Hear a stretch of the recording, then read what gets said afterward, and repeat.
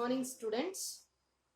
We'll move on to the next part, a very important part of coordination chemistry. Most expected questions. 4 compounds we have. In that, one definitely you'll be getting in the board exam. So the first one we are going to discuss is application of VBT. That is nothing but by using the postulates of VBT, we are going to explain the hybridization, geometry, magnetic properties of this compound. So that is what application. So hexafluoridocobaltate 3. So sometimes in the exam they may give the name like this, or they may give the formula also. Suppose if at all, if name is given, first you have to write the formula of that particular compound.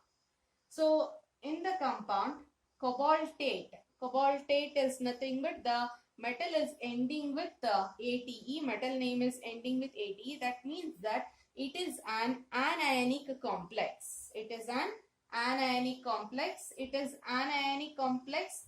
It is ionic only. We don't have counter ion here. So only one part, complex part only is there. So it is anionic complex. So we shall see how much the charge we are going to get here. The remaining things will fill. Hexafluoridocobaltate. So cobalt, hexafluorido. This is the compound. So the charge on the complex we have to see now. So we know oxidation number is 3. So oxidation number we know, oxidation number is 3. So we'll write that one. Oxidation number is 3 plus 6 minus 1 is equals to plus 3 minus 6. That becomes minus 3. So the charge on the complex is minus 3. Charge is minus 3, or we can write it as 3 minus, and on the complex we can write it as 3 minus. Now we shall see how the coordination, how the hybridization, what hybridization it is undergoing, and what are the features of this particular complex, we shall see. So the atomic number of cobalt is 27. The electronic configuration is argon. 27 it is argon. 18, 4s2, 18 plus 2, 20, 20 and 3d7, 27. So remember, it is 27, argon is 18, 18 plus 2 is 20, 20 plus 7 is 27. And cobalt we have written, but the thing is, cobalt is in which state? Cobalt is in +3 state in this complex. So the electronic configuration of cobalt. So now we'll write electronic configuration of CO3+, that is cobalt 3+. So the electronic configuration of metal in its oxidation state is equals to 3. Remove 3 electrons from that. So we know that first electron will be removed from the outermost shell. So from 4s first it will be removed. So 2 electrons will be removed from 4s first. Then 1 electron will be removed from 3d. So it becomes 3d6 here. 2 electron from here and 1 electron from here. So 3 electrons will be removed. The electronic configuration remains as argon 3d6, 4s0, 4p0, all those things also we can write. But in actual, the electronic configuration is like this. So we shall write the electronic configuration in the form of orbitals.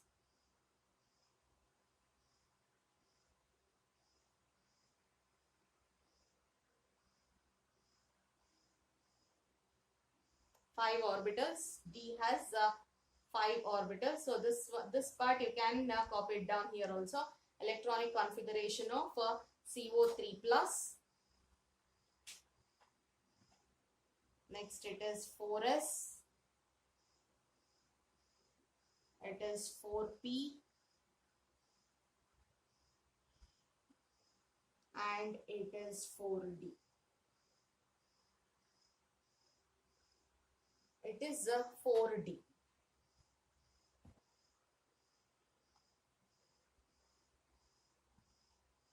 Electrons will fill 3D6, 1, 2, 3, 4, 5, 6. So it is 3D6, 4S, 4P and 4D.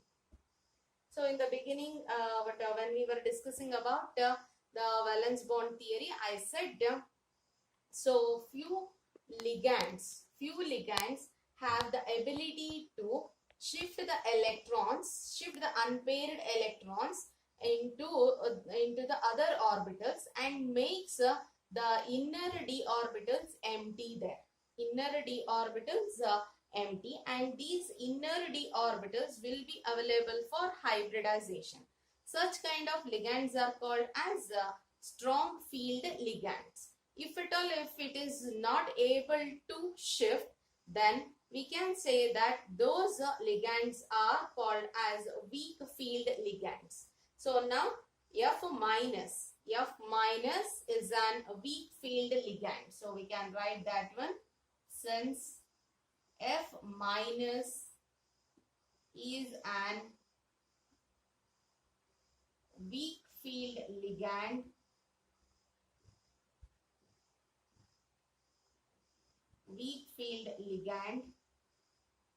rearrangement does not take place.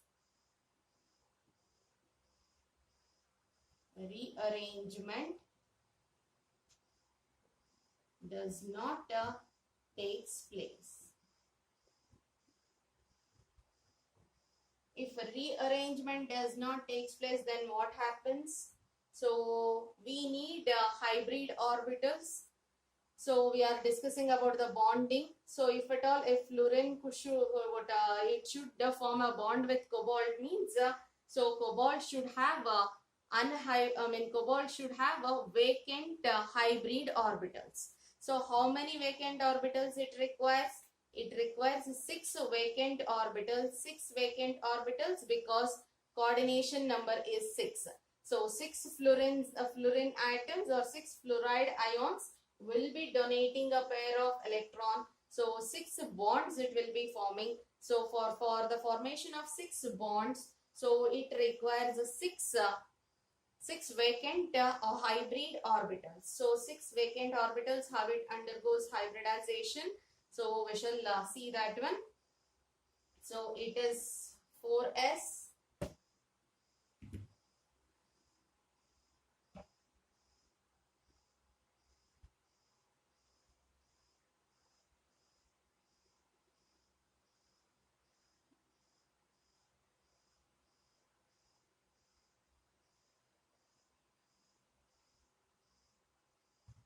So we have 4s orbital,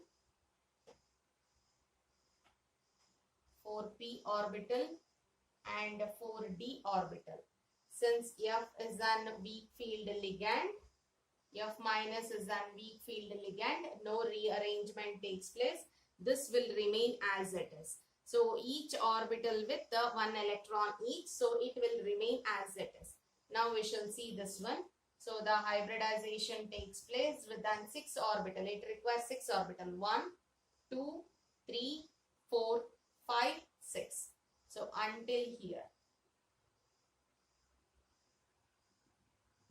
It undergoes hybridization. What type of hybridization it is?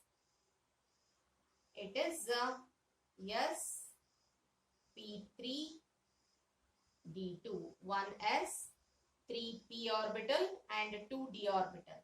So it undergoes sp3d2 hybridization. sp3d2 hybridization. So 6 hybrid orbitals are formed. 6 hybrid orbitals are formed. So we shall write down those 6 hybrid orbitals.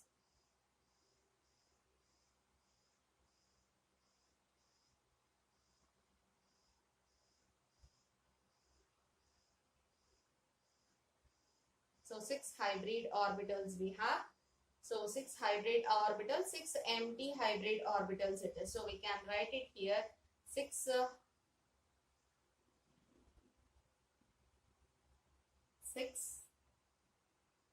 sp3d2 hybrid orbitals.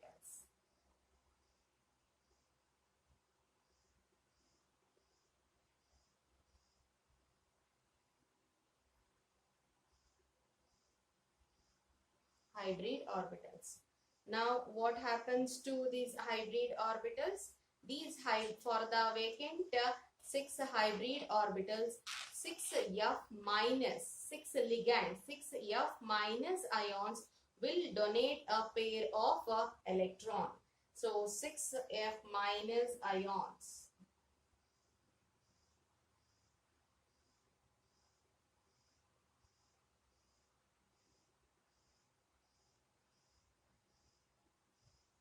So 6f minus ions will be donating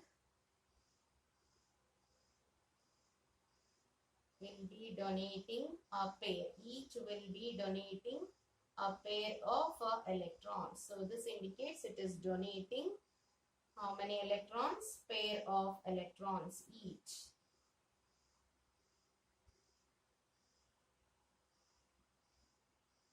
It will be donating and 6 pair of electrons and forms 6 coordinate covalent bond with it.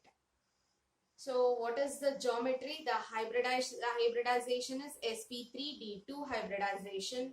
Then the geometry becomes octahedral. Coordination number is 6. So because of that reason, it is octahedral. It forms an octahedral geometry. So now we should, when in your exam it is being asked, so you'll be writing only this much. No explanation, nothing. These explanations are more than enough.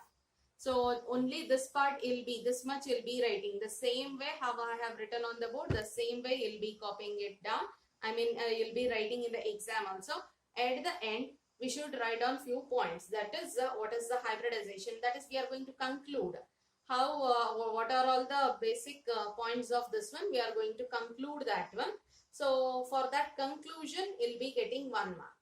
Since there is no space, so what I am going to do is I am going to erase a few of the points here, and then we'll write the conclusion there. So make sure that you copy it down as it is, and in exam also write it down as it is.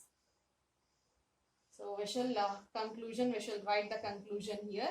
So when it is conclusion also, you need not write any extra points there. So no explanation, nothing. Only will be writing in a point wise. Hybridization.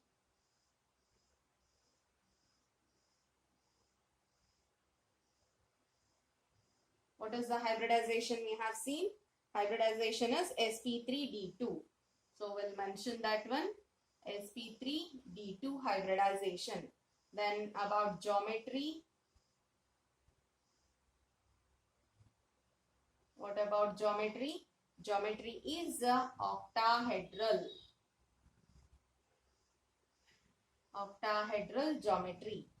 Then next thing. So magnetic properties they'll be asking. The question will be like this only. Write and explain the hybridization magnetic properties of a complex they'll be asking. Magnetic property we should explain. Magnetic property. So magnetic property is based upon already we have studied in our first year, that is paramagnetic and diamagnetic. So in the complex, if at all unpaired electrons are there, then it is paramagnetic in nature. If at all, if all the electrons are paired up, then it is diamagnetic. So we can observe here, so this 3d orbitals will remain as it is. So we have 4 unpaired electrons here. So from 4s onwards, it is undergoing hybridization.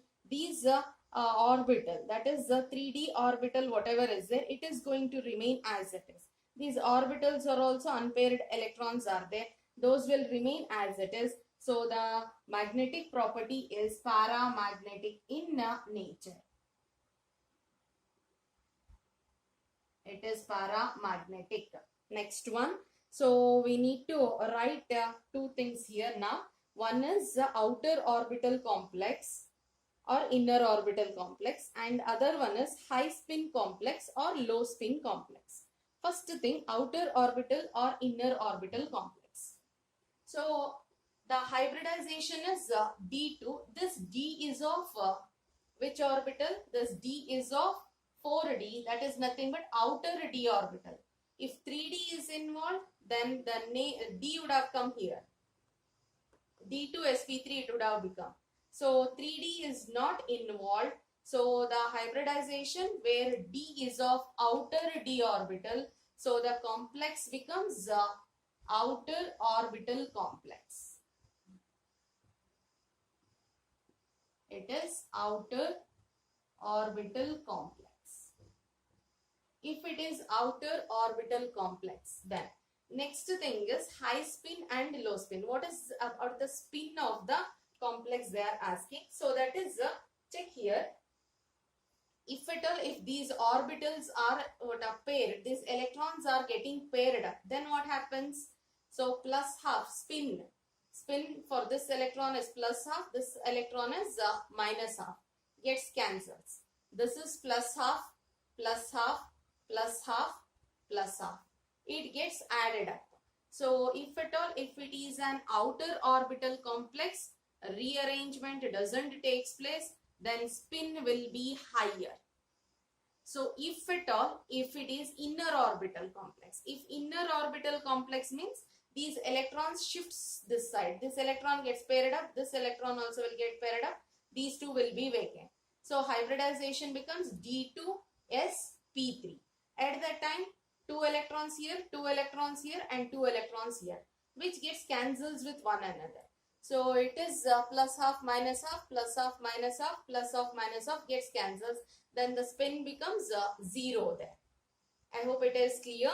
So if it is an outer orbital complex, then unpaired electrons will be there. So which gives rise to some amount of spin to the complex. If at all, if it is inner orbital, rearrangement takes place. So the electrons gets paired up where spin gets cancels with one another. Then it forms low spin complexes. Now, since outer orbital complexes are there, so d orbital is used, no rearrangement, unpaired electrons are there. So this is plus half, plus half, plus half, plus half. It is forming an high spin complex.